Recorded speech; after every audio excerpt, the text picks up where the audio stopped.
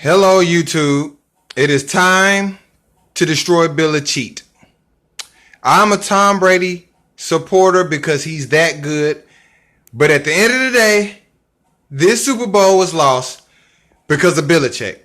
And if you don't like Billacheat, you're going to like this. If you don't like Tom Brady, you might not like this. But at the end of the day, it needs to be said because none of these sports analysts who are so smart are saying it. So let's go ahead and get to the blasphemies. It sucks, but that's part of you.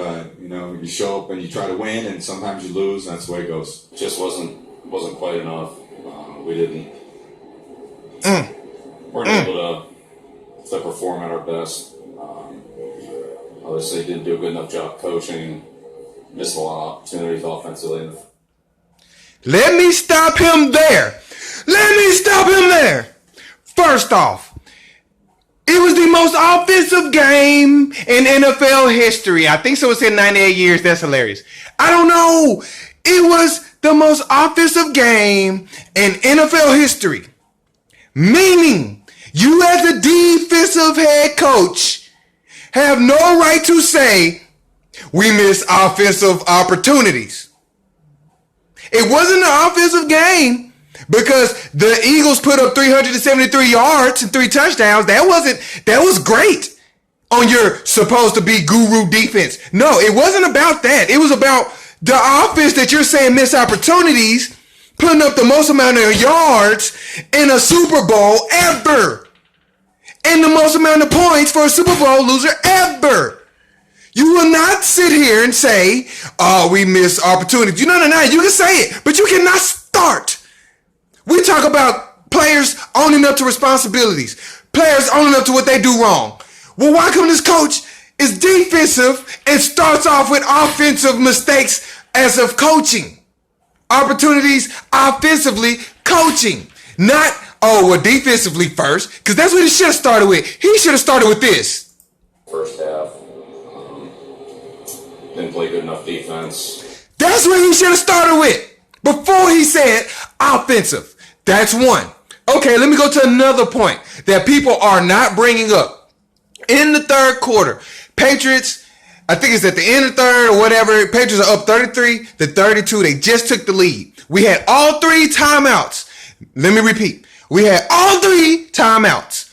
Okay, Billacheat, when they're trying to go for it with like 6 yards to go, I forgot if it was 3rd or 4th. I want to say it was 4th because they were 2-2 in 4th downs on this guru. Okay, but while they're trying to go for it, 4th and 6, he calls a timeout.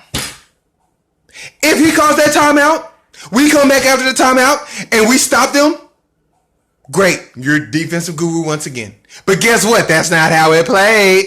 We know how it played. They went down the field and still scored. So that was a wasted timeout.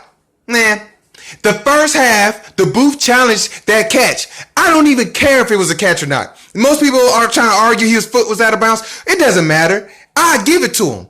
What you need to know as a coach from then on is this is the tone. Just like basketball, this is how they're calling the game. You challenge an obvious touchdown.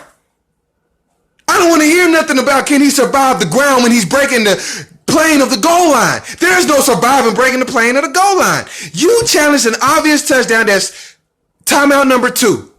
So when the Philadelphia Eagles make one of the greatest defensive plays by a defensive line in the history of the Super Bowl, and they knock it out of Tom Brady's arms, and it goes to the ground, and you finally, your defense, more than the coach, because at that point, it's not your coaching that's stopping them from getting that next. It's your defense saying, oh, hell no, we're not going to lose. The players, the same ones who are consoling Malcolm Butler, which I will get to, those guys are so pissed that they're playing their hardest to get you the ball back with 52 seconds left. At 2:32, if you have 3 timeouts, you can get the ball back with 2 minutes left on the clock, at least 2:05. It's possible. Even if you want to say it took them 52 seconds to get 50 yards or however they got to the 50, if we took 50 seconds off with 3 timeouts, you're still looking at 140. You burned 2 timeouts for no reason and left us with 52 seconds and no timeouts. That's on you, Billacheat. Now, on another point, because there's so many, but let's go to another point. defenses are the most team-minded people in sports when it comes to football, when it comes to how they think. They care about the team, but guess what? They have a sub-team within the team. The defense looking